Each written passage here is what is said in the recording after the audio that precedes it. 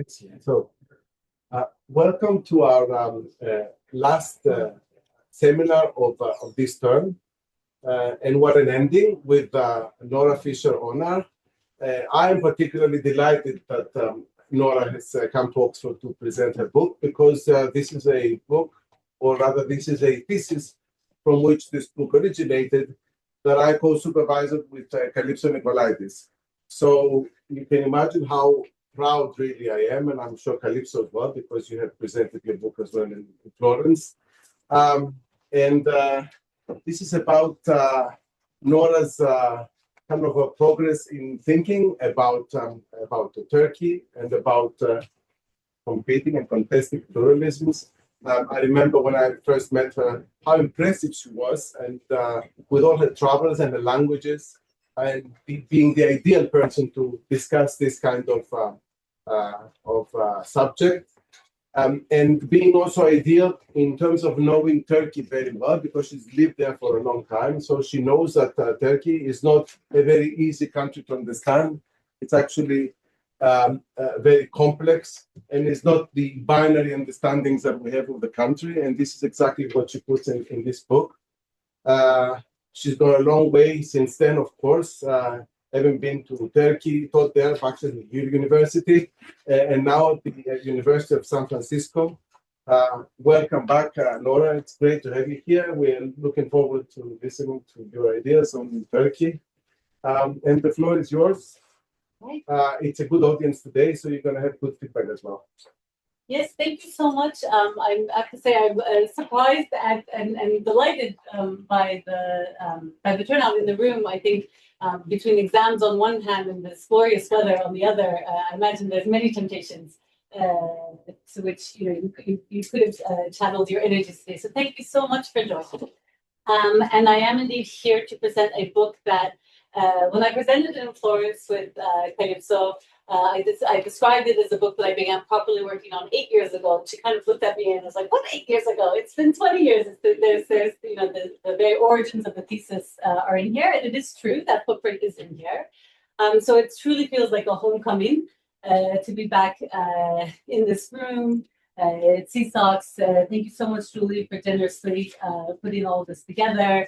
And again to all of you for coming. So what I'll do is share the project and look at the Turkey part of the story, but also sort of set the stage for the beyond part of the book's title, because this is a framework that and a story that emerges inductively from the Turkish experience, but I do believe that it travels and it can help to support comparative work across cases, across other post-Ottoman cases, across the MENA region more broadly, and actually cross-case comparisons as well. So basically, anywhere, in a nutshell, where coalitions for pluralism confront coalitions within our societies for unitary projects, coalitions that seek to enforce the vision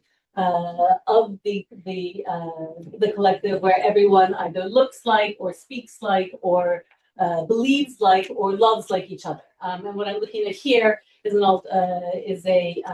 that tension and that dialectic between coalitions for pluralism and coalitions for a more unitary social contract and its implications for open societies in general. And so to start off, I will begin with the cover because I am thrilled to receive lots of feedback on the cover, and this vindicates my obsession with this cover. It took a long time to find this. It's actually a very simple picture, but would anyone like to guess what this is a picture of? So there, you see it in the background here, and I can also pass the book around. Any guesses? Market. It is a market. Yes. Okay. No say, you got it. And indeed, so someone who shares my love of textiles perhaps can see that intuitively. And indeed, it's sort of suggestive of a quilt. But these are in fact pillows that are in the open air market of Antalya in southern Turkey. And the reason why I chose this cover is that with all due respect to the many wonderful works that are produced on Turkey, most covers of books about Turkey and its politics almost always feature, binary imagery rather than patchwork and quilted imagery. So there will be an image of a bridge bridging the European side and the Asian side of the country, or of a mosque, and that's going to be somehow juxtaposed to someone looking very secular, or of a covered woman or an uncovered woman. And so I thought maybe the androgynous martini drinking, naked robot, was a kind of a nice counter point, along with these other images here that are suggestive of plural realities in Turkey and of complex realities, a kaleidoscope. And so how do we make sense of this kaleidoscope? And that's what the book is seeking to contend with. And alas, the way that we make sense of this kaleidoscope, for many in this room, it may seem obvious that Turkey, like the United Kingdom, like the United States, or any other country, is a complex place with many different actors and agendas, many different processes that play, many different mechanisms determining political openings and closings. And yet there is this remarkably resilient meta-paradigm that comes back time and again, and very much informs the way that politicians, that journalists, and that public tends to read the country, and most Muslim majority countries in general. That's through this binary lens of Islam or democracy, or authoritarianism or democracy. And it's very much framed in kind of an either-or binary approach. So we see this in coverage over the years, as I have pictured in the slides here, of Erdogan, to be sure. So the Economist cover dates back to the 2013, or just prior, I think, to the 2013 Gezi protest. No, he has a gas mask in hand, so it must be the Gezi protest. Whereas you see the evolution of these tropes representing the very Orientalist binary representation of Middle Eastern politics, culminating just recently. This last image from The Guardian is from March of this year, when there were nationwide protests in the country that grabbed the world's attention. And whilst there were thousands of people on the street, youth, ordinary citizens, political operatives, there was, it was a very complex picture on the street. And yet there was this one image, right, of the whirling dervish that captured the global sort of imaginary about what was happening there. In this case, an Orientalist trope coded as resistance, as opposed to coded as authoritarian closure, and yet nevertheless an Orientalist trope defining everything. So this is kind of my starting point, is how do we make sense of the fact that you have these, epistemologically, we have these incredibly powerful binaries that frame the way we think about Turkey, the way we think about the Middle East, quite frankly, oftentimes the way we think about politics, within comparative politics. Where we are coded, we code, in the Turkish case, we code constituencies in Turkey as to whether they're Islamists or secularists, or Turks versus Kurds, or Sunnis versus Alevis, or Christians or Jews versus Muslims, or Turks versus Greeks, Armenians, and so forth. And yet, as anyone, and there are many in this room, who knows the country well, if you dive down, if you drill down to the specific mechanisms at play in any particular episode of political contestation that lead to something like a uprising, or a referendum outcome, or an electoral outcome, which is consequential for the country's opening and closings, we see that these binaries simply fall apart. They don't hold up. And we can come back and discuss these pictures in the Q&A. I don't want to overly dwell on them.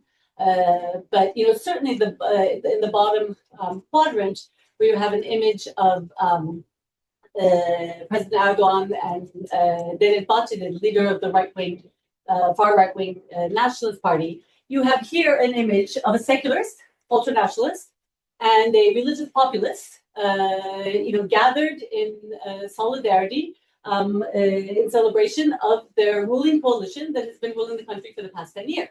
And to complicate this picture even more, recently with the unfolding peace process, I don't know whether you use inverted commas or not, but the unfolding dynamics in the Kurdish situation and the PKK in the country, you might even have some Kurds in the backstages of that picture. So it falls apart, right? You don't have Islamists versus secularists, you don't have Turks versus Kurds, but you do have people very contentiously engaged in fraught conversations about the country's direction. So my problem, so my goal with this project was basically square the circle. How do you could grapple with the epistemological power of the binaries while respecting the empirical complexity of the actual forces on the ground? My motivation, is not just it is analytical, it is social scientific. There are major consequences for how comparativists, how IR scholars, how foreign policy analysts, how political sociologists, and so forth read the country. Because, when we rely on, over-reified dualisms, and you basically code everything for ideas. You code everything for culture in Turkey is a driving force. Whereas, for example, in the United Kingdom, we know perfectly well that, culture may play a part in decision-making outcomes or in political outcomes, but we are happy to factor in dynamics like class or age or, urban, rural, or various other cleavages. So, there's social scientific consequences that lead to the general misrepresentation of non-Western sites in a world that is increasingly post-Western. So it not only matters analytically, but it also matters politically and diplomatically. And then there's real consequences out there, right, in the world. It's not just an intellectual project for the academy. There's consequences because if you believe in the binary, if that's your default position, that Islamism versus the Islamists and secularists Islam and democracy are diametrically opposed, then that means you're going to be okay with secularist authoritarian regimes in the world because they're better than the alternative. And this is the case, for example, in Western support of, say, Egypt in the region. But you're also okay with authoritarian Islamist regimes because at the end of the day, Muslim peoples aren't supposed to be capable of democratic openings to begin with. And so it's not really a betrayal of democratic values or a democratic project by supporting authoritarian Islamist regimes in the region. So it has significant consequences for the Muslim majority world. It also has consequences here, right? Or in the United States, anywhere where Muslims reside or seek to reside, because it impacts immigration policies, it leads to selective humanitarianism about outstanding conflicts in the region today, and who is worthy of being saved and who is not, and is worthy of humanitarian relief. And it leads to, of course, the rise and fuels the rise of Islamophobia and right-wing populism, nationalism, and state capture here. So I would say the stakes are significant. I hope I've convinced you that the binary is a problem, doesn't capture reality, it has pernicious consequences. So what do we do? You read my book. I'm happy to pass it around if you want to peruse the cover and the table of contents. The lecture? No.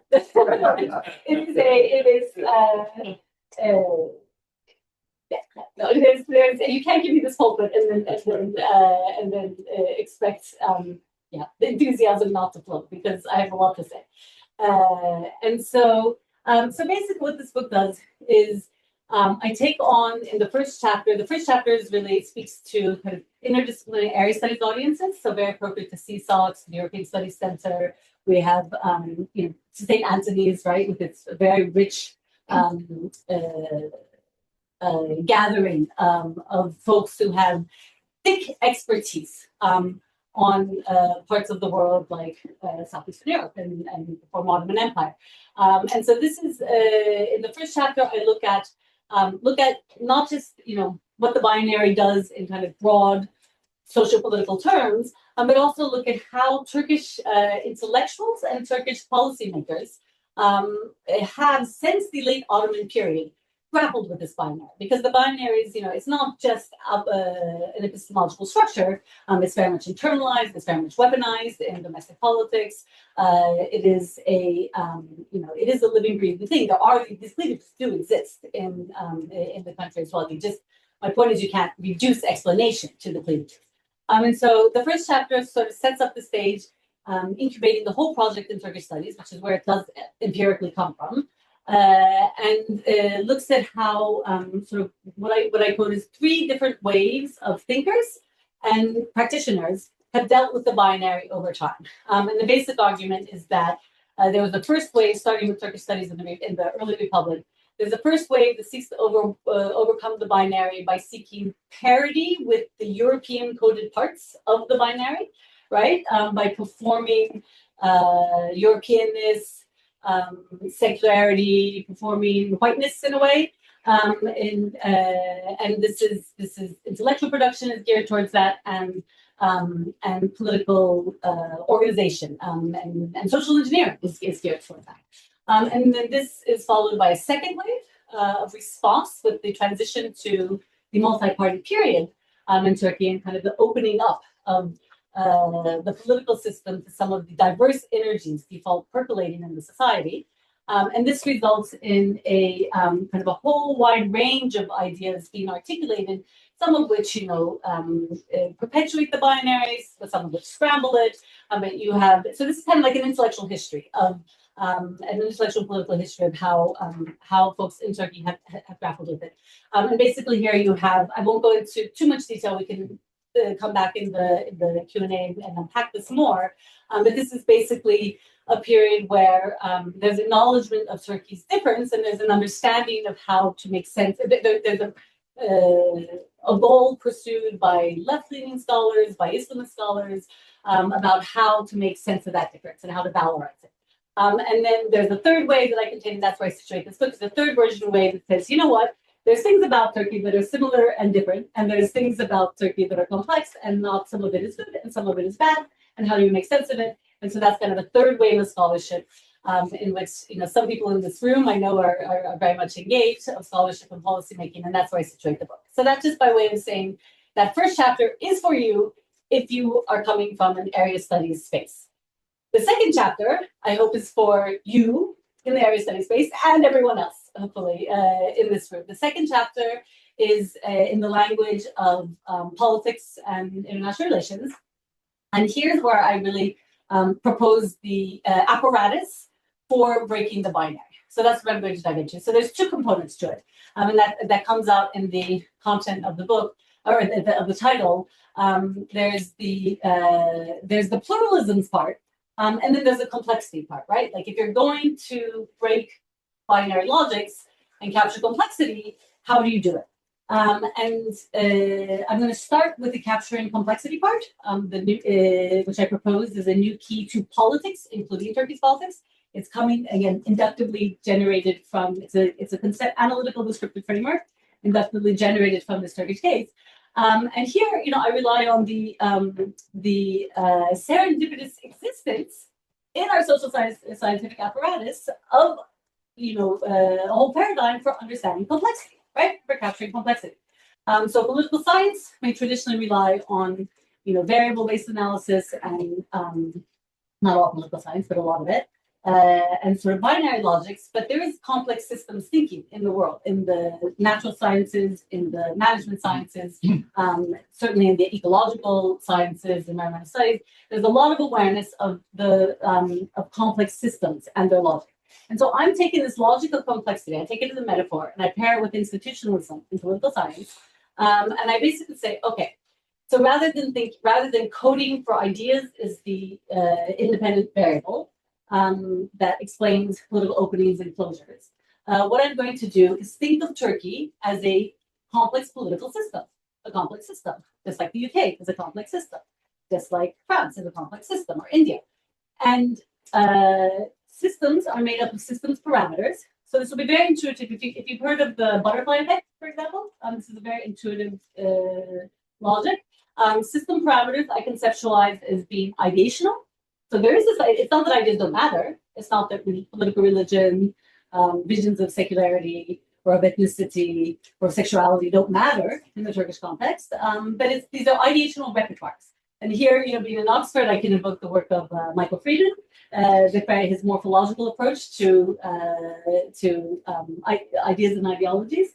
So I think of ideas as being ideational repertoires, this ideational parameter of a system, as being composed that in the case of liberalism, for example, you have equality, but you have freedom. They're in tension with each other. And then you have fraternity or solidarity, or gender neutral version. And these three ideas are all constitutive of liberal thinking, but they also work in friction with each other. And there's trade-offs between them. So you're not looking for ideological consistency. You're not looking for kind of a monolithic, never-changing ideas when you're looking at how the ideational parameter of a political system evolves over time. Nor do ideas have any causal force on their own. So, ideas about Islamism or liberalism or nationalism they don't do anything just floating around. They require human beings, agents, to take these ideas and channel them and apply them. And agents are not doing this in a void either. Agents are harnessing ideas in response to emerging conditions, in response to structures in which they're embedded. And so these are the three system parameters, not variables, three interactive system parameters that work together to generate properties, emergent properties that lead to sort of gradual change, various forms of layered change in a political system, and can build up to transformative or critical junctions within the system. So a little bit more on the agency, how I conceptualize agency. Agents are, can be, they're people who use ideas to do things in the world. They can be leaders, they can be members of political parties, they can be intellectuals, they can be, charismatic populists, they can be social activists. Agents are the human beings who harness ideas in pursuit of agendas in response to their context. What about the context? There's context you can think of as also scaled. So I think of context as there's the micro level context where, we find ourselves in a situation we are in this built space, for example. To walk out of this room, we have to go through the doors. We're confined by this micro level contextual space and its structures. But we can knock out the door. If there's an electoral law that is saying that you have to get a certain percentage of the votes to get into parliament, and that the law is favoring certain types of parties, like center-right parties, as it does in the case of Turkey in several key historical periods. These are structures that do things, but they're still susceptible to human agency. You can change that law. You can break down the door. You can install new carpets. And so that's those are micro level structures. I scale this idea of structure up to meso level structures. These also change, but less as a result of direct human intervention. So things like political culture or demography or economic conditions. These are social structures to which actors are responding when they're harnessing ideas towards opening or closing the political space. But it is much more difficult for human beings to actively change this, although it is possible.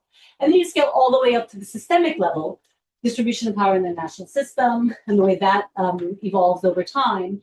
And there, it is much more difficult for individual agents to impact it. You might have someone like Donald Trump, who occupies a very peculiar position within the international system as a human being, a single human being, who can impact macro level systemic structures and distributions of power, but that's very much the exception than the rule, right? Historically and today. And so it's a very simple idea. These three system parameters interact. They generate emergent properties. And if I want to understand moments of rupture, when, for example, when the political system is demonstrably turning in a more open or more closed direction, what I do is I recreate through process tracing, through triangulating a lot of primary sources, secondary sources. In this case, I used over 100 semi-structured interviews, an extensive Turkish and English language primary sources for the contemporary section, and I used extensive historiographical sources for the historical section.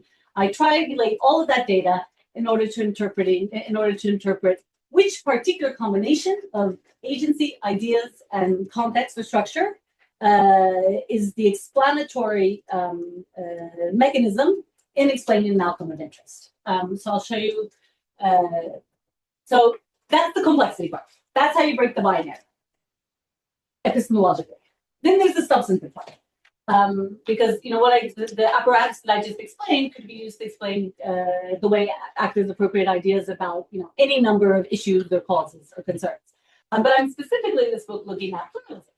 and looking at the willingness. I'm not using here Western liberal political theory as my basis for thinking about pluralism. That's one type of pluralism. But there's other ways of thinking about living in diversity that do not emanate from necessarily a liberal genealogy or a liberal morphology. And so what I'm looking at here is really the basic question: how do you feel about sharing space with others? Are you comfortable? Is the individual I'm looking at or the project that I'm assessing, is it comfortable with sharing space with people who, as I said, look differently or believe differently or speak differently or love differently than I do? And so I'm using this kind of lowest common denomination, your basic kind of comfort level with plurality, right? To go from plurality to pluralism is the leap. In Turkey, you have default plurality. You've had it in different forms for since time immemorial. Some types of plurality, of diversity in Turkey have been expunged, annihilated over the course of the collapse of the Ottoman Empire, for example. And other, but nevertheless, because of the location, perhaps because of the, for reasons that I'm not going to get into here, there's a constant sources of diversity percolating socially, of plurality percolating in Turkey. So how do you get from plurality to pluralism? And here, this is the second kind of instrument that I generated inductively from the late Ottoman to the present Turkish context to help answer that question. So here I basically say, yes, political religion is incredibly important. The role of Islam is very important. It has been since the late Ottoman period to the present. And debates about how salient it should be in public life, how much I'm okay with religious others in public life, are an important cleavage, but they're not the only cleavage. The other cleavage, that's the vertical axis, but the horizontal axis is how much do I want my vision to prevail over alternative visions. So I have an axis for basically willingness to live in plurality versus an axis for insistence on the other axis insisting on a unitary provider. And then vertically, there's the tension between public religion and the secular public sphere. If you're interested in another substantive question, you could put, instead of public religion and secularity, you could put ethnicity, right, on that vertical axis, and say, how much do I want a Turkophone public sphere versus a public sphere that is Kurdophone, for example. And so you can, it's something that I don't explore in the book, but we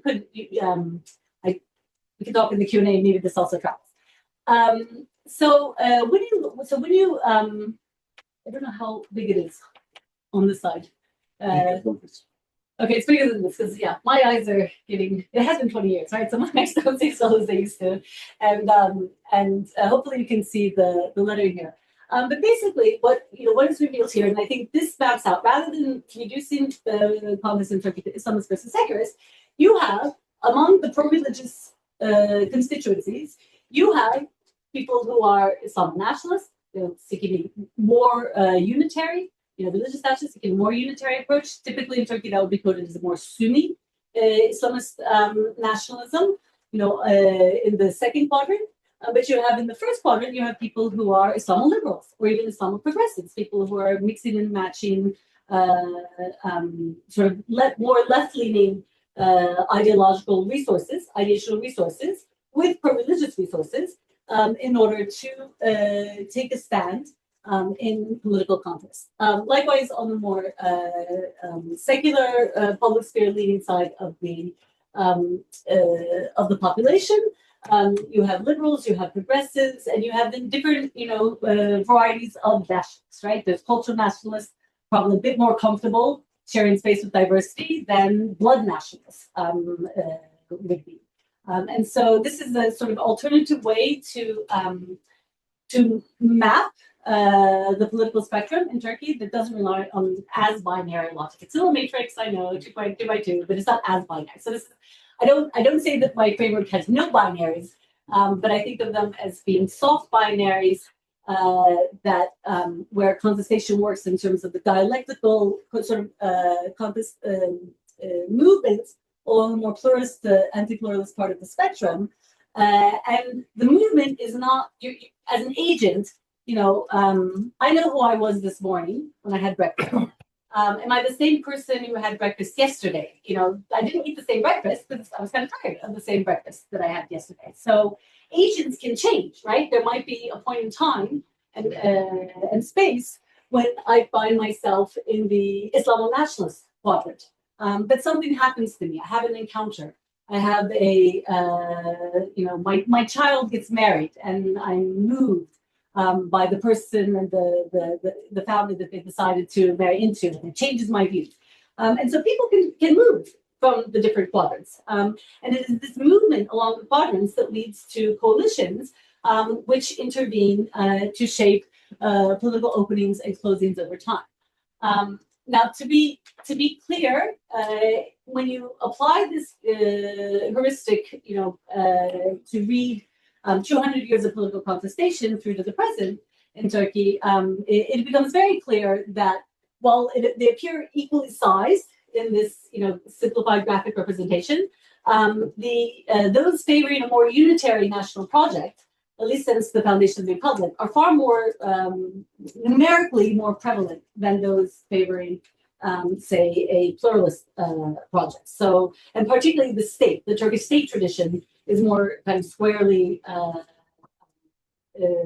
situated in, towards quadrants 2 and 4. So in that sense, I'm not claiming there's numerical parity across these 4 different quadrants. Nevertheless, key outcomes, as I go on to show throughout through the book, have been shaped not by folks in 1 and 2 perennially fighting against folks in quadrant 3 and 4, but by shifts across this matrix. And I will show you how that works. In order to do that, as I said, I channeled a lot of sources. This book is empirically drenched. When I did the historical section, I don't know if there are any Ottoman historians in the room, but Ottoman historians in the room are a very passionate, very smart lot, and they do not like non-historians to read history oftentimes. And so I was really, really careful to engage with the cutting edge in Ottoman historiography and get a lot of Ottoman historians to read that section. So while the historical section uses more, and also the same thing with 20th century Turkish historiography, while those sections use more secondary sources, I devoted a great deal of time and love to hopefully representing the best of the scholarship in those spaces. And what it culminated in is basically this paper. So it took me, Othon knows that a lot of this was percolating in my thesis in various places, but in order to provide this sort of more parsimonious, more nimble kind of heuristic, it took me probably 5 years to come up with this complexity capturing framework for thinking about conquest over pluralism. And once I came up with this graph, the book basically wrote itself. So I basically have across the arc of the late Ottoman to the contemporary period, to June 17th, 2025. It was published in January, till January 2025. I basically look at what are the body of ideas that actors have been engaging. How have they responded, how have they deployed those ideas in response to shifting micro, meso, and macro conditions? What are the emergent properties that this has generated? And what critical junctures have this led us to? And this is, so the book basically, the historical section, there's a long 19th century section that covers what is here represented as the 1839 period till roughly the foundation of the Turkish Republic. Then there's a short 20th century section that looks at the Republican foundation till the end of till 1999, basically, 1997, 1999, and then I pivot to the more primary material based contemporary section.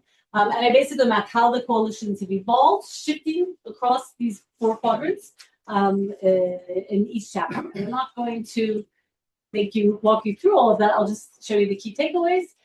The key takeaway is that there have been 7 major pluralizing coalitions to date. Sometimes these involve actors who go on later to become anti-pluralist. So, for example, at the end of the first one-party period, there was a transition to multi-party politics, and the charismatic leader who spearheaded that transition behaved in a pluralizing fashion for the first 4 or 5 years or so, and then he succumbed to the temptation of right-wing majoritarian populism, and his project becomes much more anti-pluralist. So you can be pluralist in one period and evolve in a more anti-pluralist direction later on.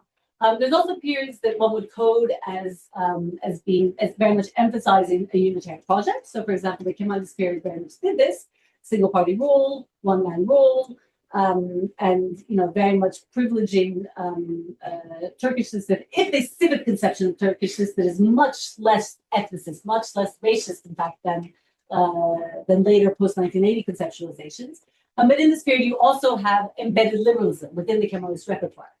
So whilst some leaders in the first party period might have foregrounded the sort of the unitariness, the corporateness of the Communist project, there was also an enduring commitment to the eventual to constitutionalism, to eventual transition to multi-party politics, to various forms of women's and minority rights that get appropriated later on. And so the upshot of these pluralizing coalitions is to have generated a commitment to universal justice since the late Ottoman period, to minority rights, multicultural citizenship, constitutionalism, party politics, mass publics, electors, civic nationalism, and so on. Within this context, there have only been 2 major episodes of explicitly secularist Islamist clash. This was in the 1920s, basically, and then in 1997. And almost all of the other major episodes that have turned the country in more open directions, the driving cleavage has not been secularist. That comes out. So this is quite revisionist. A lot of the points that I'm making in this book, if you are in Turkish studies, this is I'm a little bit daunted by putting this out there, but I have put it out there, so do like that. And then what also emerges is that there's variations of Turkish Islamic synthesis. Some privileging sort of ethno-nationalism with Sunnis, a secular Sunni Muslim identity being constituted of the ethnos early on.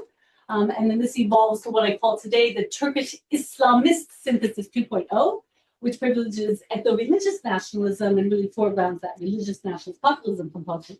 And this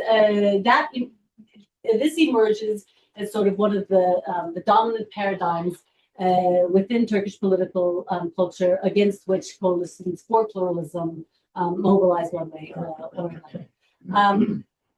This also enables me to tell the story of the past 20 years transformation in ways that may be controversial, but I hope will be satisfying for those of you who follow Turkey closely.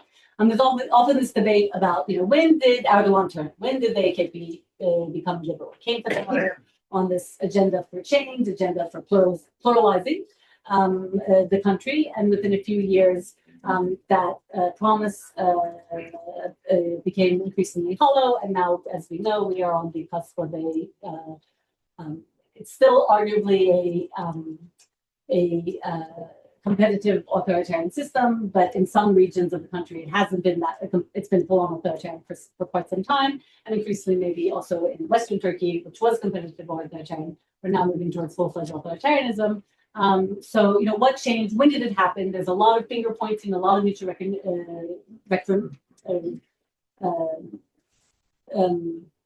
shaming and blaming going on about who's responsible for this evolution. But my argument is that because pluralism is with a lowercase p, right? So you may be interested in more ethnic pluralism. You may be interested in more religious pluralism. You may be interested in more gender pluralism. But your vision of pluralism and my vision of pluralism and Othon's vision of pluralism might not align.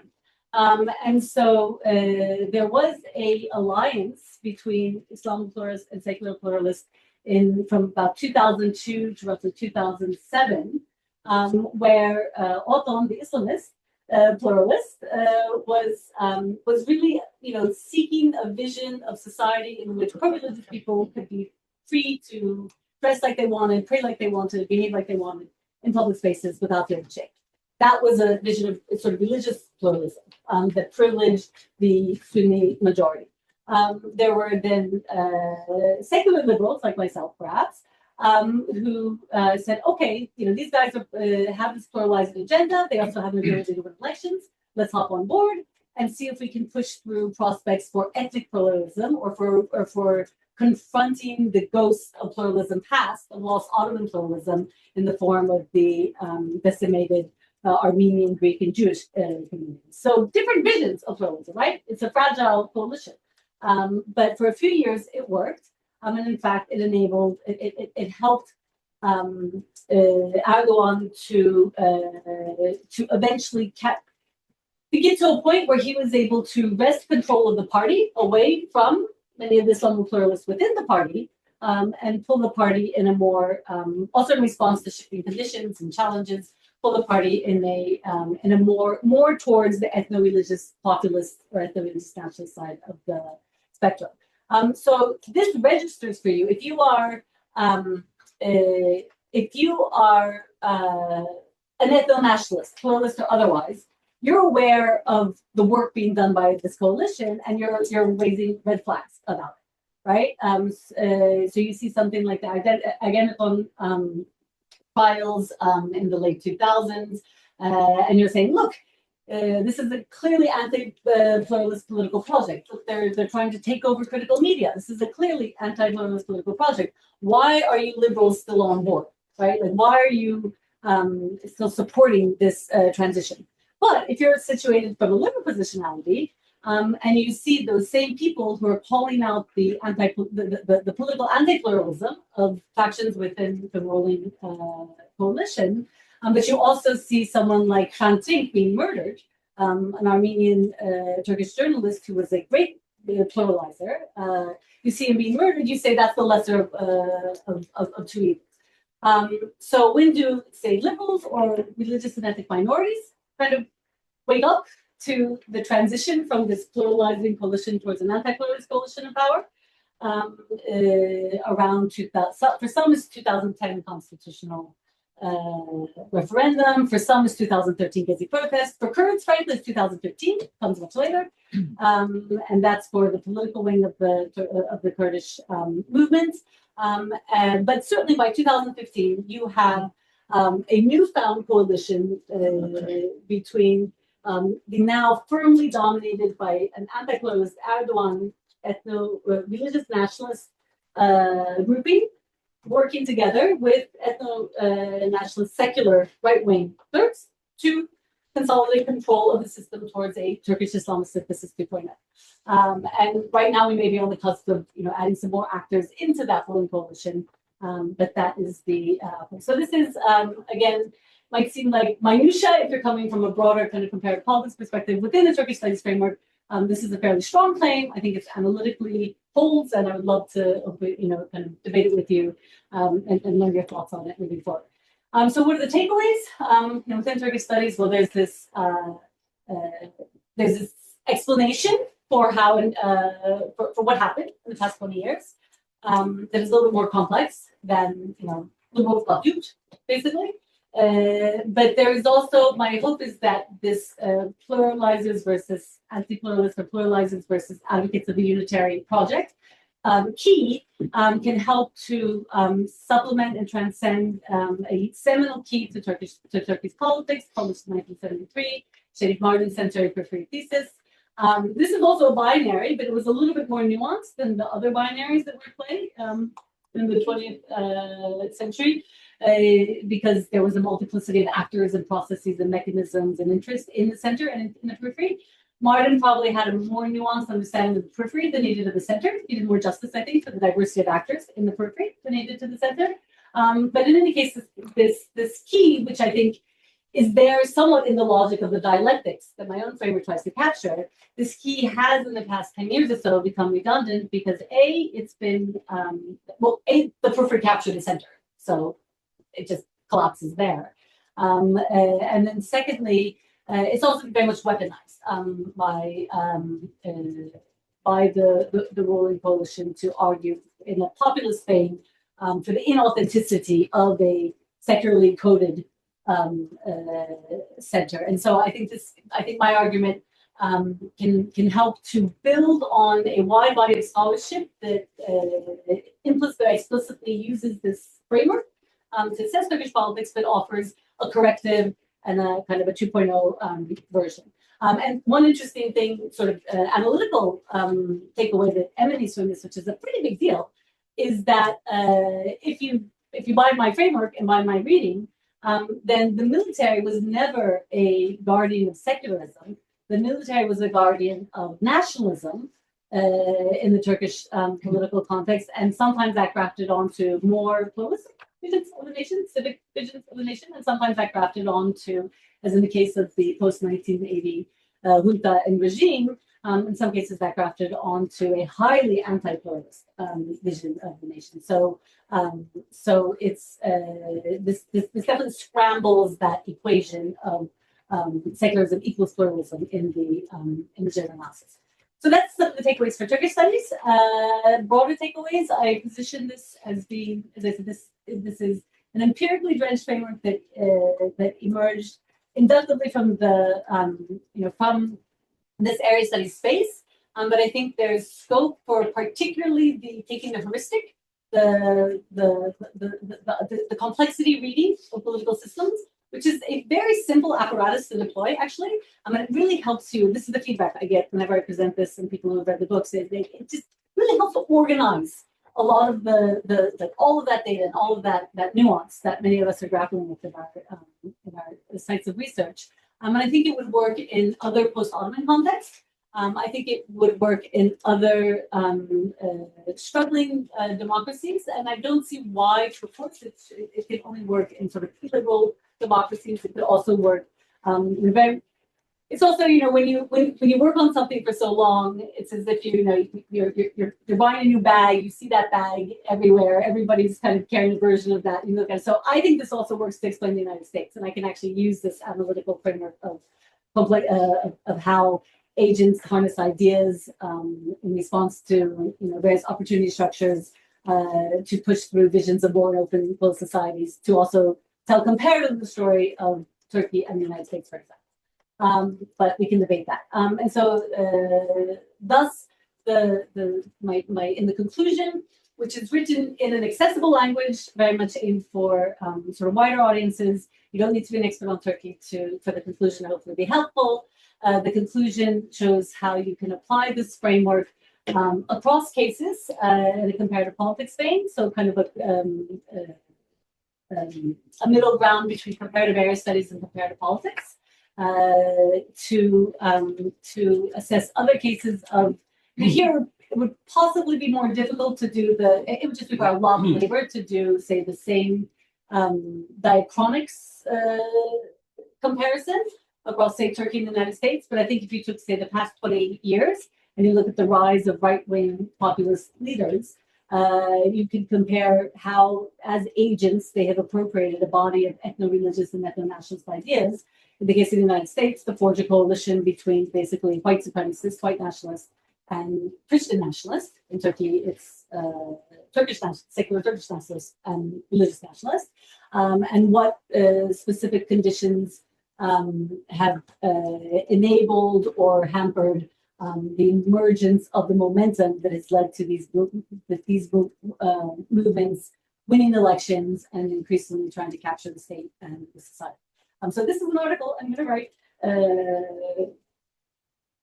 Probably not this summer. I don't think I have enough time left in the summer, but this is my next project, for example. But I'm very, very open also to pursuing collaborative work. I think across all of these cases, it will be difficult for any single scholar to develop. Maybe doctoral students have that luxury in a way to do deep dives into multiple case studies. But I would be very interested, for example, in collaborating with any of you work on any of these other cases where you have illiberal turns being spearheaded by right-wing populists, and to see if this heuristic can do the work that we need to support a rigorous comparison, not of apples and oranges, but of its actors are like the seeds of the apple. So compare seeds across fruits. Turkey and the United States, Turkey is maybe an orange and the United States is a watermelon, but we can still compare their seeds. So with actors, or the ideas, maybe the actors would be the skin of the orange and the watermelon. The structures can be the fibers of the orange and the watermelon, and we can compare across. So that is the aspiration for the project. I have some applications in terms of where I think it could go. And I'm also in the course of presenting this over the past 2 weeks in various contexts. I've had some really interesting conversations about how this speaks to IR beyond comparative politics. But we can open that conversation up in the discussion. That's the project.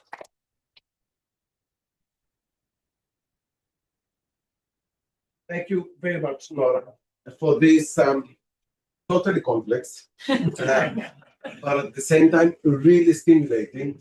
I mean, I remember engaging with you on all of these issues when you were doing a tremendous work and how ambitious it was. And we don't have a discussion, but we're going to open it to questions. But before we open it to questions, the audience, I would like to just put 3 points as questions to you from my perspective, and having also listened to how you have progressed your thinking, taking into consideration also later developments in Turkey as well. Now, my first question to you is, you started by speaking about binaries, and I wanted to ask you, why do you think they are there in the case of Turkey? Who do they serve? I mean, are they strategic for some reason?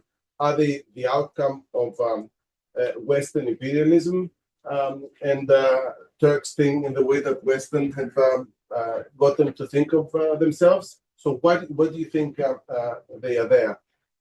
My second question has to do with the Turkish exceptionalism, because I think that is particularly important. Because on the one hand, you're trying to present a framework which can be useful for other countries as well, for other cases. But at the same time, Turkey is very exceptional. And all those different categories of pluralism that you are discussing are also very exceptional to Turkey. So I would like to tell me a little bit whether you believe that the pluralism that you're talking about is different from other pluralisms in other parts. Even the imperial pluralism of Turkey was very different from the imperial pluralism of other Western nations. It was much more open and more open to diversity. So that's my second question to you on the exceptional. And the third one, when you speak about agency and complexity, I find this particularly interesting and intriguing. You are mostly following a top-down approach, but complexity is also about identity building in Turkey as well. And it's also how people themselves as well perceive their own identity, and how the governments then relate to this kind of perception of Turks in introducing their own kind of policies towards. And are there any expectations from your work, any conditions under which, in those kinds of cases, they will turn to authoritarian populism like they've done today? So these are my 3 kind of broad questions. Okay, 3 very easy questions. When it comes to the why the binaries, someone could send the book back up front? There's actually a passage in it that I will read at least on. So I really had a hard think about the binaries, but this would be, I think this will be fun because it's, I was actually asked when this first came out. There's a writing group of faculty at my university who've been, we've been solidarists, we've been supporting each other through processes of producing works like this. And so we had a little party, and they said, well, let's not do it. It's not a book launch, but read to us your favorite parts of the book, something that sort of resonates with you. So I will answer your question through the actual words of the manuscript. Because it is actually one of my favorite little paragraphs in the conclusion where I talk about why binaries. And like I said, I'm getting older, so my sunglasses also have bifocals. So I'm not trying to be cool. I'm using the bifocals right now. So let me just find that passage to explain, because indeed, binaries are, they're part of life. They're part of social identity construction, and it is you can't imagine life without them. So here, okay, so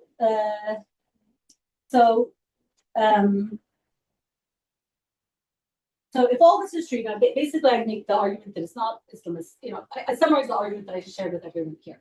I say if all this is true, why is the academy? So starting with the intellectual production, why is the academy, which aims to supply sophisticated fact-based analysis, contributed to reductionism for so long? Addressing this epistemological question with its implications not only for how we read, but also for how we practice politics, has been another goal of this book.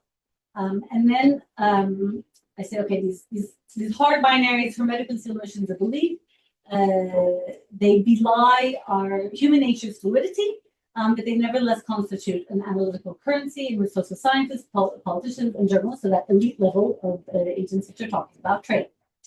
To be sure, binaries have their benefits. Like all cognitive heuristics, they help us to navigate an otherwise dizzying world. They are parsimonious, filtering out key cleavages that indeed contribute to political dynamics. And they are comparative, if narrowly so, helping to crystallize our understanding of similarities and differences across things that we find interesting. Likewise, when it comes to research design, binaries can be used to convert thick qualitative knowledge into quantitative insights, although coding for complexity is also possible. Not all binaries, moreover, are Manichaean. This book, for example, is not devoid of binary terms of phrase, since they are used extensively within the English language. So it's linguistic at the same time as binaries. Nevertheless, and here I'm quoting a work by Karen Barkey and her co-authors, the obligatory use of the conventional language obstructs a clear apprehension of reality, obfuscating real patterns in historical events. So I talk about how I address this challenge, and then I say, we need, in short, to recognize that binaries are but a device with which to condense real-world complexities into bite-sized pieces. When we acknowledge that binaries are tools, not truths, the clarity that they confer can do as much good as harm, is attested to by many insightful analysis of politics around the world that are operationalized using binaries. And then, too often, however, they acquire a life of their own, delimiting and distorting rather than expanding knowledge about the dynamics they describe. And then I go on to show how, in the case of the Turkish context, this leads to sort of doublespeak. People in the area study space or policy spaces working on Turkey really grapple with complexity. But when this gets uploaded to sort of Western frameworks, so there is this Western sort of neocolonial logic at play, right? This Orientalist meta template at play. And that this has been very much internalized by people in the Turkish context. It's weaponized very self-consciously by political actors. And yet there are still leaders, intellectuals, social movements, the occasional person on the street, the artist who refuses to conform. So you have recently, for example, two figures who I would say are true pluralists, with my lowercase p, Fuat Keman and Suri Surya Önder, are two figures who were truly pluralists. And they, in their activism, in their public works, in their intellectual production, in their mentorship, they really actively sought to belie binaries. And you saw this, for example, in the case of Fuat Keman's funeral. We lost him far too early to lung cancer this October. Lifting the coffin, there was Abdullah who I would quote as an Islamo liberal, more or less, in that quadrant. And others who are very much coming from, say, a moderate Kemalist kind of background, all commenting on and all present at the funeral, kind of lifting him literally forward in farewell and in tribute to that pluralistic ethos. And so in that sense, I think it's the people who are really good at binaries are the populists. Right, that's what populism is based on. Is actually the sort of the definitive characteristic of populism. Anti-pluralist binaries are for Müller, for so many others. Very stuff of which populism is based. But I'm going to skip them from that to the agency questions. When it comes to agency, so yes, indeed, this book, there's only so much you can do in one book. And I'm probably there's a little part of me that was always wanted to be an intellectual historian and never went that route. And so my set of analysis are these sort of kind of intellectual and policymaking figures who are relatively elite in the Turkish context. But I have gotten that feedback before, and certainly populated in the book. There are non-elite actors who are participating in this process. So, for example, the seventh major pluralizing coalition, which basically kind of started to percolate with Gezi, the Gezi protest, they provided an ideational repertoire that didn't have a leader. But there were many people, ordinary people, who came to the streets in pursuit of a vision of a more pluralist society that was being closed out at that point by the fledgling alliance between Erdogan. Contingently is basically pivots from Islamo-liberalism to religious populism in order to contain the energies that are percolating at Gezi that are threatening his consolidation of power. And so there, the ideational repertoire is generated. There's people on the street mobilizing for it. And that ideational repertoire then finds leaders in the form of people like Demirtas, the Kurdish leader who's in prison now, or like İmamoğlu, the now in prison mayor of Islam. It's not a coincidence. So to your question about like when and why do these coalitions work or not work? When charismatic leaders figure out how to harness these ideational repertoires, that's the moment that they become a threat to the anti-pluralist coalition, and that's the moment that that's when they become also endangered, and there's a higher likelihood that they would be in prison in order to try and stop that momentum. But that momentum nevertheless did carry through in 2018, leading to the municipal kind of tide of oppositional victories in all the major cities of Turkey who were employing that repertoire. So again, municipal level actors, not necessarily super elite actors, and a failed attempt at pluralizing would have been the May 2023 presidential elections, when you have a coalition that includes everything from environmentalist grannies in the Black Sea region or hugging trees, and that image of them as authentically Anatolian pluralists is being harnessed by the opposition campaign and its ads and representation. You certainly have women's activists being kind of indomitably pluralistic in this context, and LGBTQ activism in recent times that is not elite driven, that are kind of a backbone of the energies for the demands, despite really serious repression, for a more pluralistic project. So there are many grassroots sources. The actors that I happen to look at in this, this book that took way too long to write anyway, these actors happen to be relatively elite actors, but there's also, I think, at the grassroots level,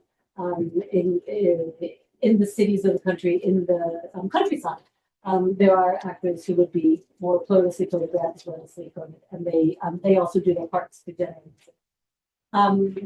Turkish exceptionalism. The whole point with the if I could just go to, could we pull the slides up again?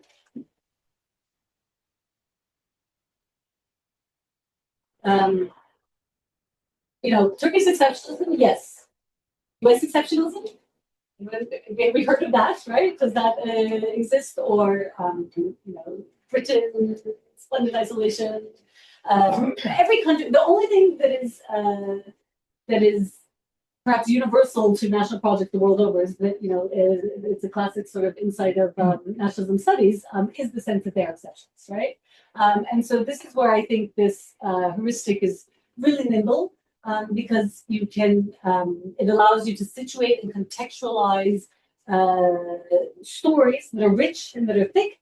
But like I said, it's not about comparing oranges and watermelons, it's about comparing the constituent components, the agential components, the ideational components, and the structural components of the orange and the watermelon and the grape and the potato in ways that I think can lead to a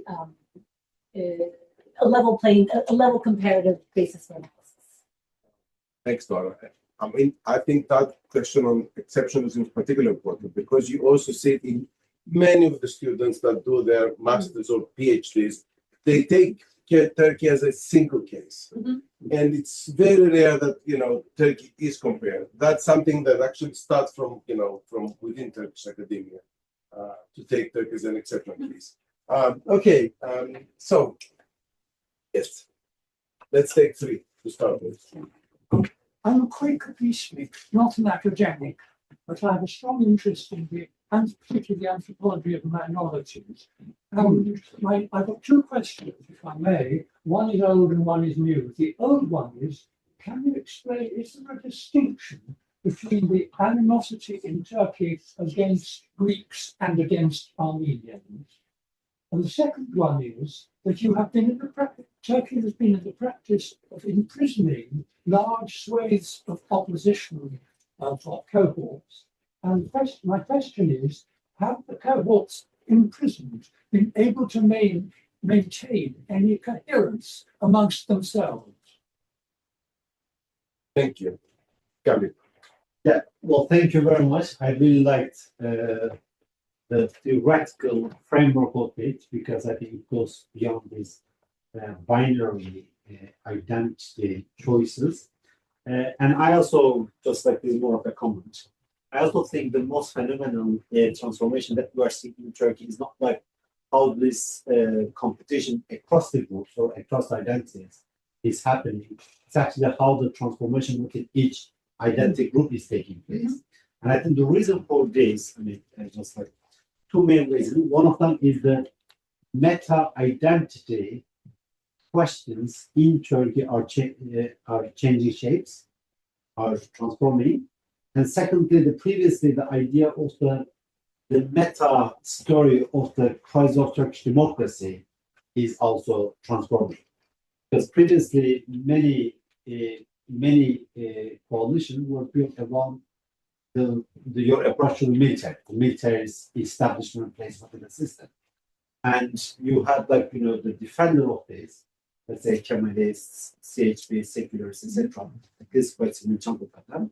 And then the one that was against it and saw as a major source of the Turkish democratic crisis from the left-wing liberal to the Kurds to the Islamists. And I think when the presence of the military is defining within politics, obviously the glue that kept this coalition is changing and it's losing its value. And the second one I see like the meta-identity questions. And long time it was Islamist versus secularists and Kurdish nationalism versus Turkish nationalism. At least right now, a party that came from Islamist tradition has been in power for more than 2 decades.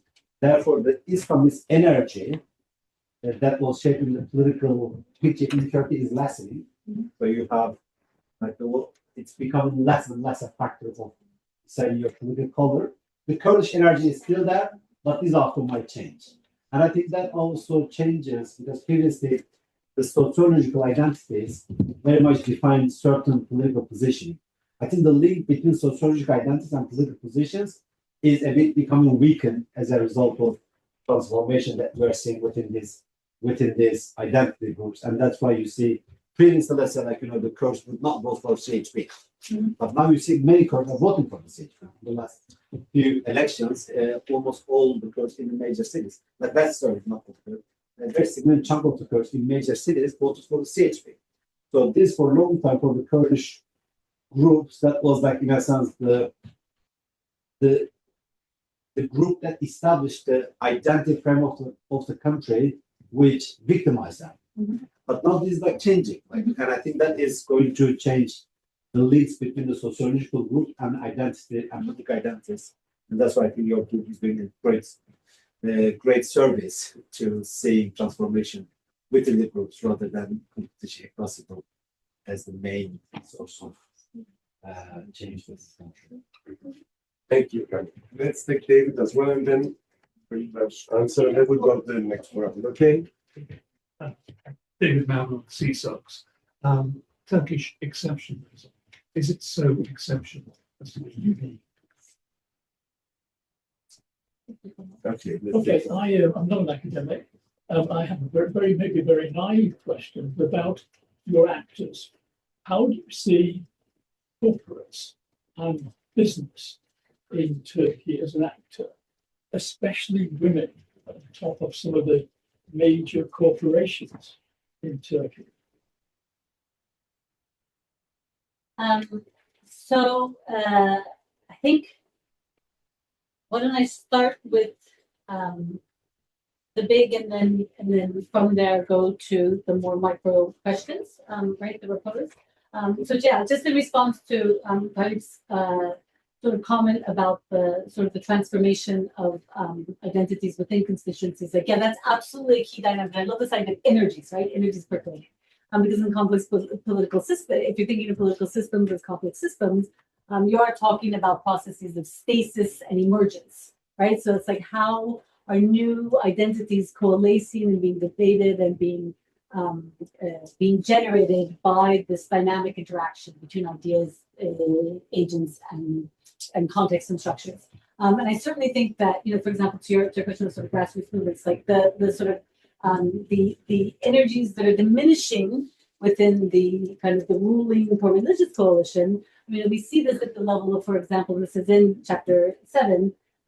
We see this in, for example, increasing momentum amongst pro-religious women to unveil or to deist debates about, that are quite controversial within pro-religious constituencies, that people kind of being disenchanted with their faith being channeled towards a constant sort of bombastic ethno-religious nationalist project where, it's another form of your faith has to serve the state, whereas that was not necessarily what, So basically you have these energies percolating, but the energies alone are not sufficient. That's why it takes these kind of charismatic leaders, oftentimes. It doesn't have to be a charismatic leader. It could be an anti-charismatic leader who somehow is inoffensive enough to bring a coalition together. That was the case of Joe Biden in 2000.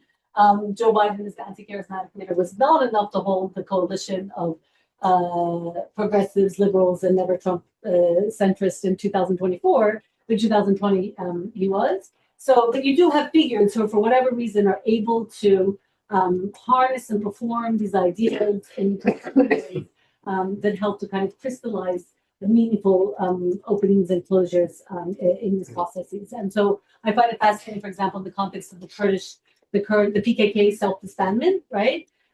First, we don't see any leadership necessarily kind of being very salient in that process. So how much of it is resonating with Kurdish energies or not? I'm very curious. I'd love to hear your thoughts on that. And in this disbandment, like there must have been some bargain that happened, to co-opt the PKK leadership to this secular nationalist and religious nationalist coalition, which is on surface, antithetical to everything the PKK is about. It's a secular Kurdish organization. Why on earth would it disband without any apparent concessions to help support religious and Turkish nationalists, right?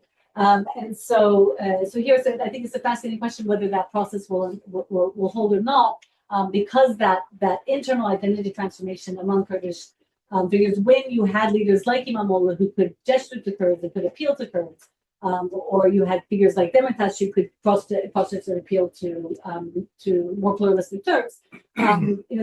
This framework gives you a kind of a template to be able to capture those processes and see when the inflection points are. Perhaps that brings us to the question of agency and corporations. And I think corporations are very much actors in this story. And so basically, like every chapter, I begin with an account of the initial conditions, so the initial configuration of agents, ideas, and structures at the time period that I'm looking at. And so amongst those agents, I include business actors. And I notice you use Sabanci as exactly. Sabanci is one of your sponsors, which I think is run by a woman. Yes. So she is she's a powerful woman, and I don't think I think the Sabanci holding company, which she has steered very ably, for decades now, is one that has probably been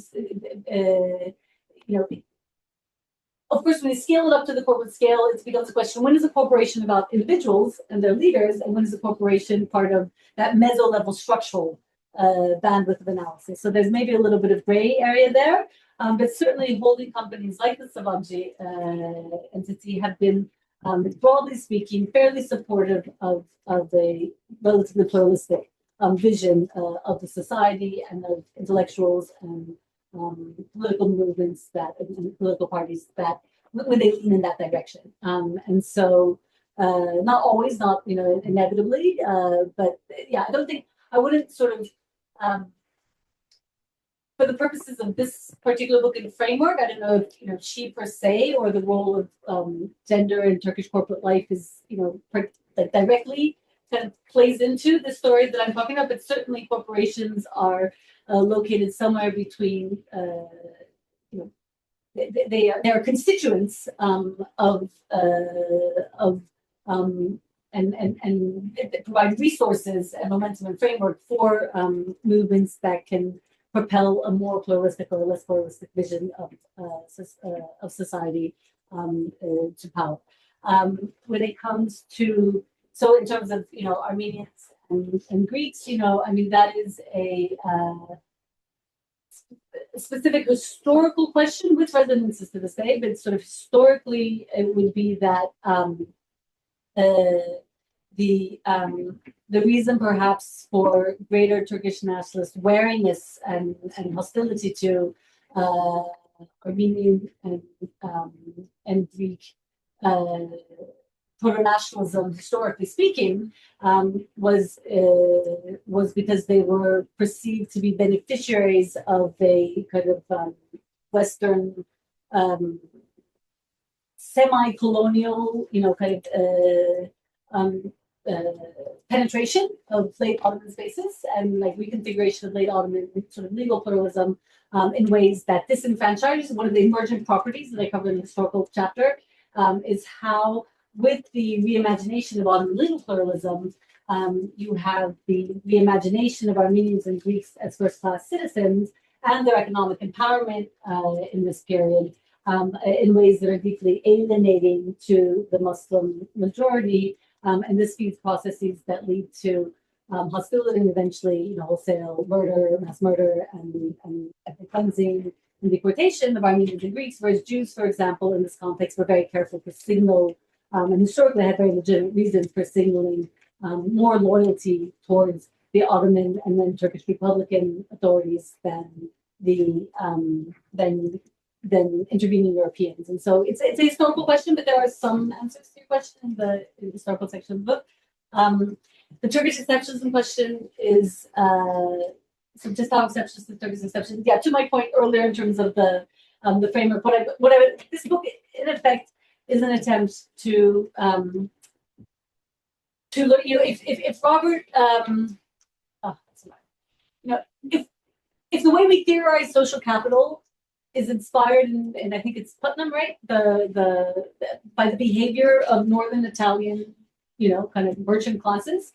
Why cannot we think about and theorize about pluralism and use compare pluralisms on the basis of a diverse society like late Ottoman, post-Ottoman Turkey, and why can that framework not drop it? So my whole argument is an anti-exceptionalist argument, and therefore Turkish exceptionalism features as an ideational, as a component of ideational repertoires that is motivating to people, but not exceptional per se.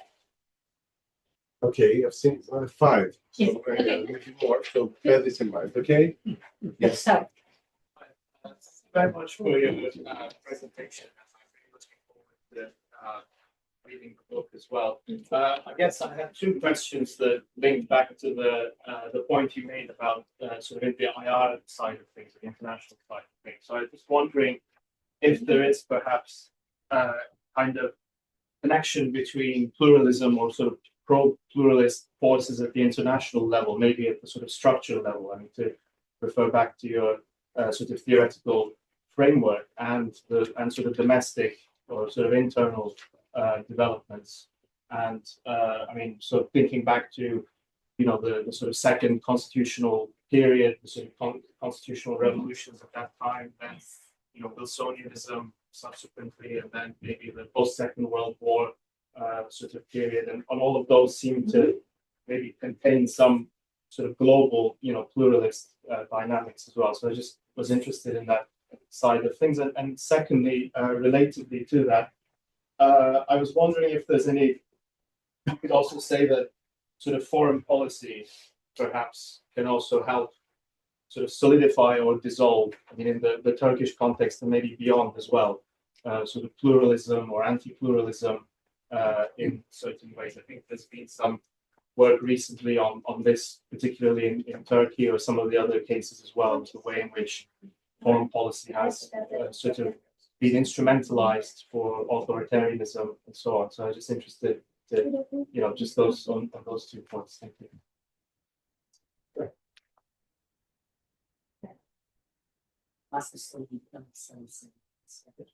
Speak up, please. Yeah. First of all, we were talking to my friend in the past. People think that Turkey is going to lead America in Turkey is a general narrative, but it's very interesting that the US become greater Turkey now. So, my question is related actually on that because the theory that the complex system, that complexity, it reminds me the banks, rich society, actually, complexity usually breeds dependencies. So in a Turkish context, that it's also creating a lot of dependencies, but we see that those dependencies are also complex. For example, the AKP's continuity policies.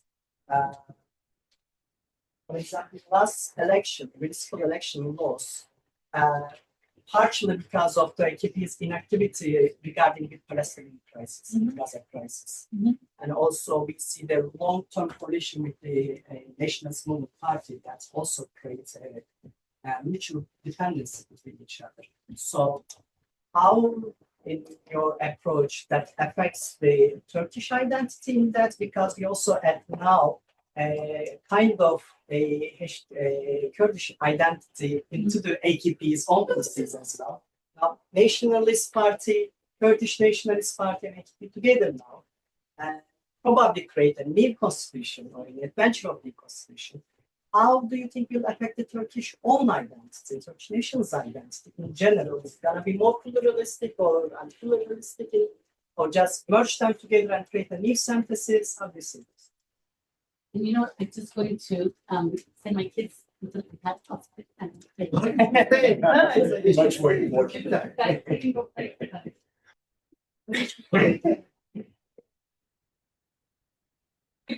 Yes. Guys, you want to go to the garden? Sure.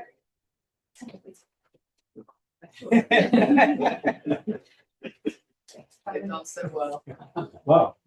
I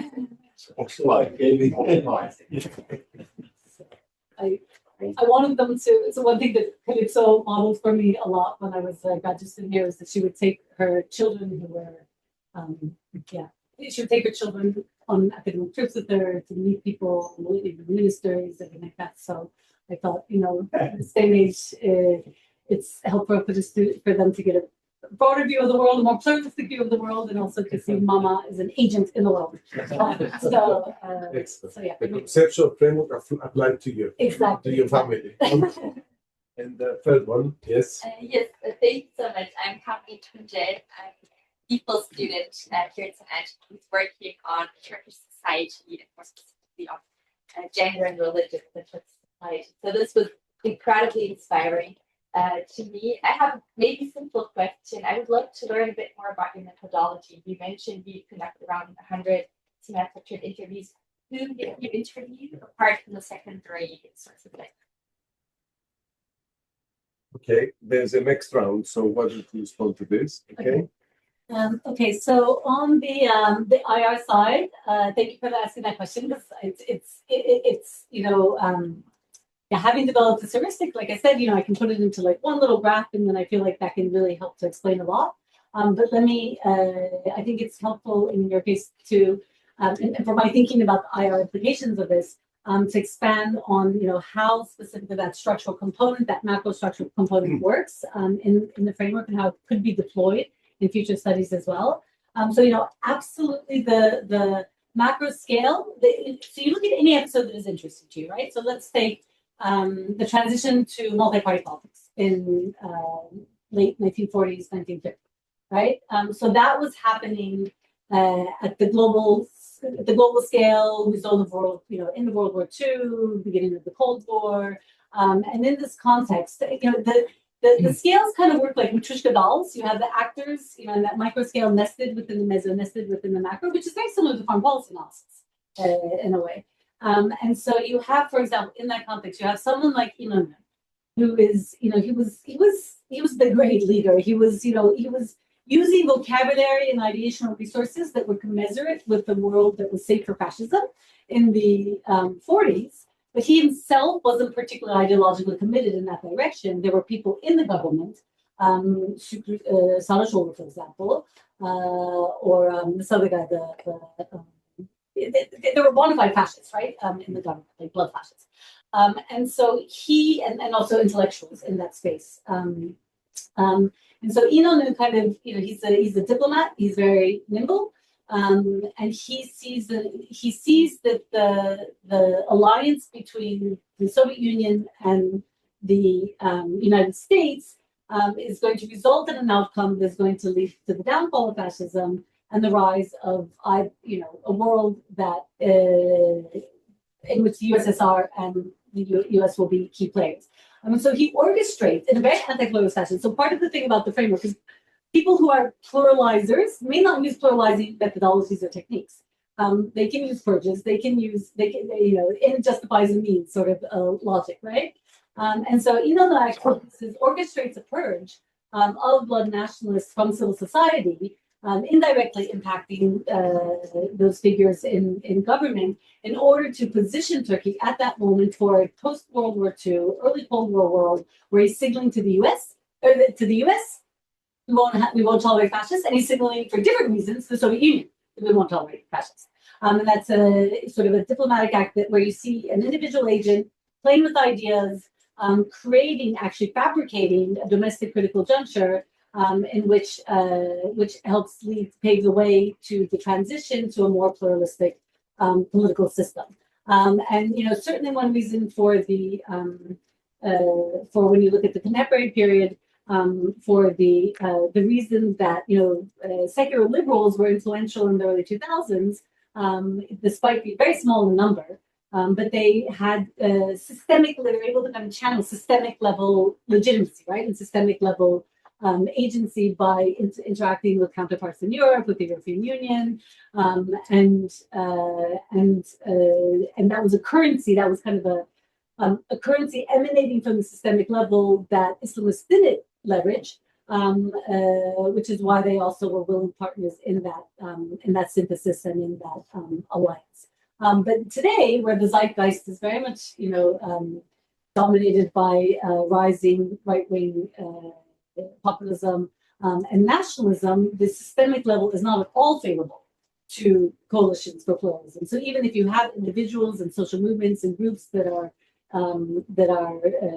passionate about and committed to and want to see these sorts of outcomes, the systemic level is not particularly favorable to it. And I think there's a very clear, people have asked, why did Erdogan jail Imamoglu in March, right? Like, why not wait until closer to elections? Or why this particular juncture? And I think that's very much explained by, at the systemic level, with the United States turning in a clearly anti-pluralist direction.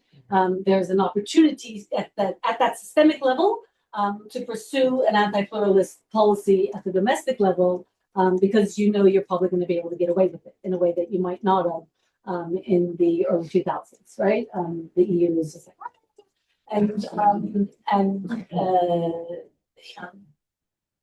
Trump couldn't care less, and he's probably relatively happy, about these sorts of outcomes. And so the systemic very much does shape the conditions of possibility within which actors mobilize ideas towards pursuing goals.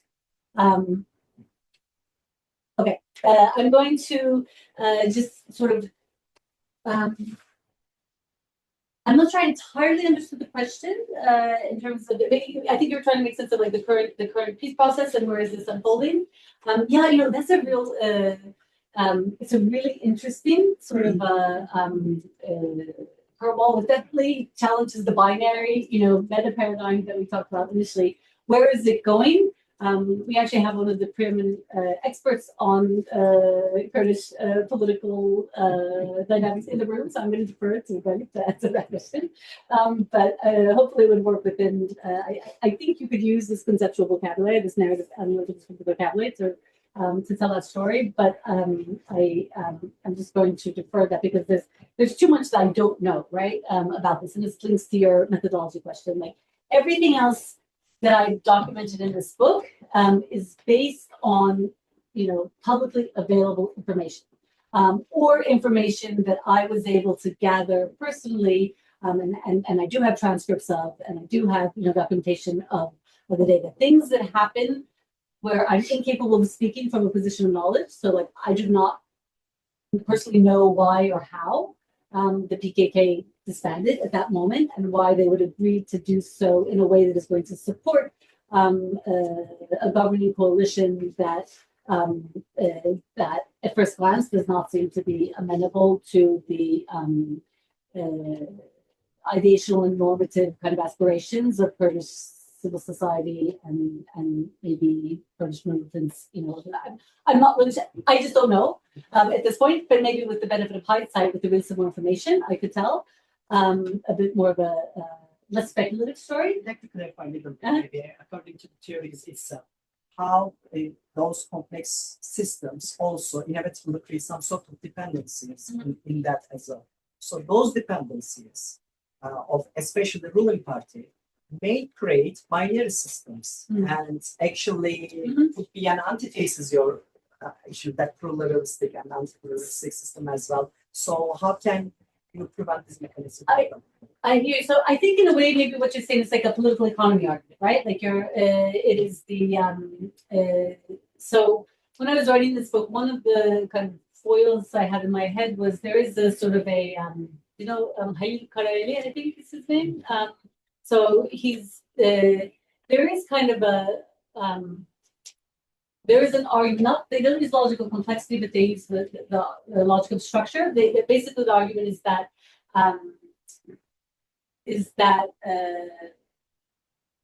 let's have this conversation on the site, because this is, it's really interesting, but it's, again, this will be like a very exploratory. We need to get 3 more questions. We need to get 3 more questions. Yeah. Methods, very quickly. So, so the people I interviewed there were about 60 interviews, 20 of which I used as admissible evidence because the people I interviewed gave me permission to use that evidence, and then the other 40 of which are background information from the doctoral research period. So when I was a PhD student here at St. Anthony's, and that informs up to chapter 3.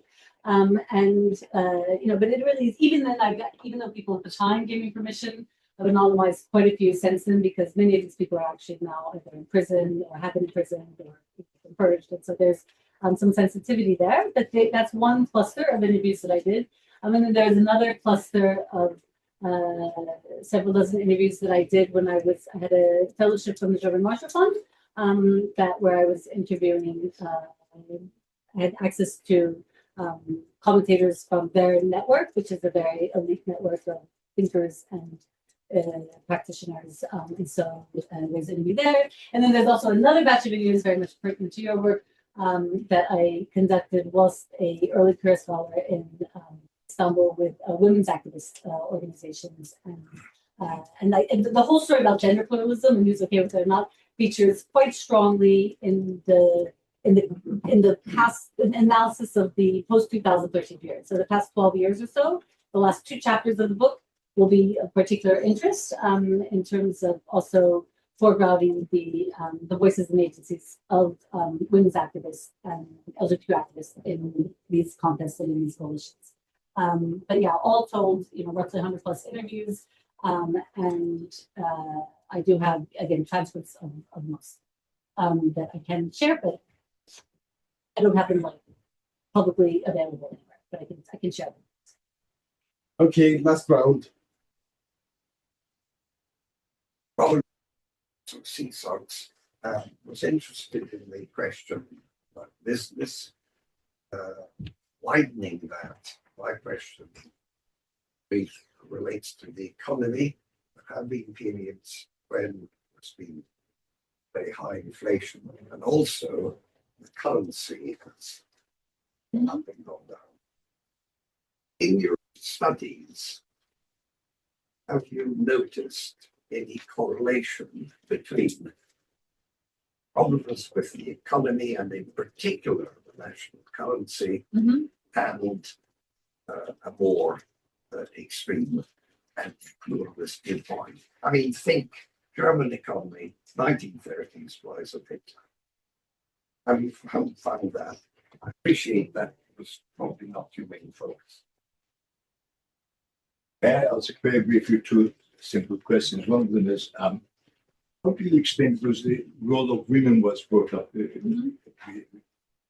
right now, how do you explain the fact that Iran, you know, is a country I presume very well, and compare Iran and Turkey, the role of women. I mean, the question of headscarf in Turkey is very much by choice, and in Iran it's very much by force. But the rebellion against headscarf is still strong in Iran, and you don't see any religious movement in Turkey against this headscarf. Secondly, we were discussing the wealth tax in Turkey that was put onto the minorities during the 1940s. And as you explained, the affluence of the Greeks and the Armenians was totally destroyed, and most of them have emigrated, left the country. But the Jewish community stayed on. You mentioned the word loyalty. I mean, the Jews were as much hurt under this wealth tax as the Greeks and Armenians. What happened that they? Yes, I think that's it. Okay. The economy, meso-level structure within the country, embedded in the global economic firmament, so embedded in a macro level structure. That's very key. How does that play out? There is definitely a correlation. At times of economic turbulence that may or may not be directly related to currency fluctuations, it engenders, insecurities and energies and challenges that political actors, either incumbent or in opposition, need to grapple with. And in the case of, for example, the pivot in 1954 of a centrist political actor who's very charismatic.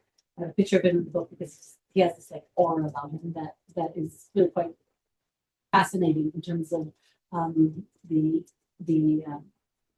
whole, like how mesmerizing it was for people. But he specifically for this when basically cheap Marshall credits and kind of post-war boom tapers off in the mid 50s. That's when he pivots to populism, economic populism amongst other varieties, including participating in dynamics that result in a major pogrom against the remaining Armenian, Greek, and Jewish communities.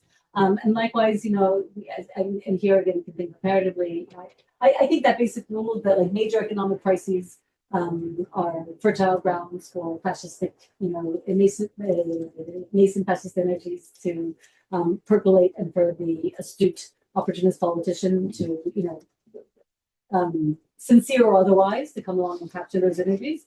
You certainly see that I think that is a path that you see across the Turkish conflicts. The more turbulence, and don't say economic turbulence, political turbulence, the more turbulence there is, the more opportunities arise within the evolving political system for agents to harness ideas towards promising stability, promising stabilization, promising to punish those whoever it is who's the other of the project who's deemed responsible. Yes. In a nutshell, I think that correlation holds. Since I'm not an political economist, I haven't done a deep dive focusing on that particular component of the story, but I think it could be done using this frame. When it comes to the role of women, Turkey and Iran, so Iran doesn't figure in this story, in the story of this book. I mean, I think if you wanted to look at, I think what could be a really interesting comparison could be developed would be if you wanted to look at the in terms of social movements and the role of covering and I'm going to bracket that question. We'll talk about it afterwards. Because I'm not, again, it's a super interesting question. It's not one that in this particular framing the book is positioned to address adequately, where the empirics and the framework I think do give you traction in the book is to show how there are several sections on the veiling debates, and then more recently again on sort of disenchantment among pro-religious women, and the role of women's activism in general in pushing for a more pluralistic society in the face of severe repression, over the past decade or so. And so that's where I think you'll find gender at play, and there may be the exceptionalist or specificities of the Turkish context are such that I'm having a hard time just off the top of my head drawing out a compare and contrast with Iran. It's not that it couldn't be done, but I would have to think about it a lot more. And frankly, I don't actually know. I was born in Iran, but I don't know the Iranian case in the same way. I didn't study. I never studied Iran academically, and I haven't lived there since I was a child. So I don't know it as well as the Turkish context. Is that it? I think that is. Oh, the wealth tax. I will share the passage with you. There's a passage in the book on the wealth tax. How do we explain the loyalty? Well, I mean, at that point in time, this is changed, but at that point in time, one explanation, maybe at that macro scale, is that Turkish Jews didn't have anywhere particular to go, anywhere special to go. Whereas Armenians and Greeks could go to Greece, and Armenians then migrated to Paris and or to other parts of the Middle East, forced to migrate. Very, very, very bloody journey to other parts of the Middle East. But when it comes to the wealth tax, why did they stay? There's another project that I've done where I have an answer to that, but it's not specifically relevant. Okay, thank you. Thank you very much, Nora. I mean, it's been terrific. I'm so glad that you came here to close this academic year, but also with this book, with this terrific cover. And I hope that it goes into those window of bookstores, because it's going to really kind of attract the eye of the book seeker. Then I want to say that personally, I know that this is a labor of commitment and dedication and passion about this topic and about Turkey. And it's been also a lot of this intellectual preparation has taken place in this building as well, which makes us even happier that you came to present this book. You've been a terrific student and continue as a terrific academic, and you've got so much more to say. So it's been excellent to have you. I really, really mean it. And I also want to thank, because it's the last seminar of our activities this academic year, I would like to thank Yang, because she's been there in every seminar, helping us with PowerPoint and notes and the preparation. And especially Julie Adams, because she's worked really for this one, because for her it was a labor of love for you to be here. But at the same time, she's been organizing this whole seminar for this year. Thank you so much, Julie. But thank you, Nora. It's been terrific.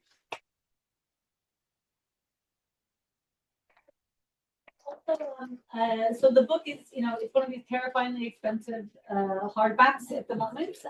There is which is, for mostly institutional consumption. There is a paperback coming out, hopefully more affordable, supposedly contractually within by January. We'll see. But in the meantime, I do have a digital author's copy, and I would be happy to share my digital author's copy if it's not in. Although you should order it to the library. Does it have to be deposited in the moment? We have to send out to the library as well. Okay, but if anyone would like, just you can find my email online very easily. Just reach out, and I'm happy to send you a digital author's copy. And especially if you're interested in writing a review of the book, we can brainstorm like venues that might be interesting. But I would love to see how it connects with your evolving thinking and projects as well. Thank you, Mark. Thank you.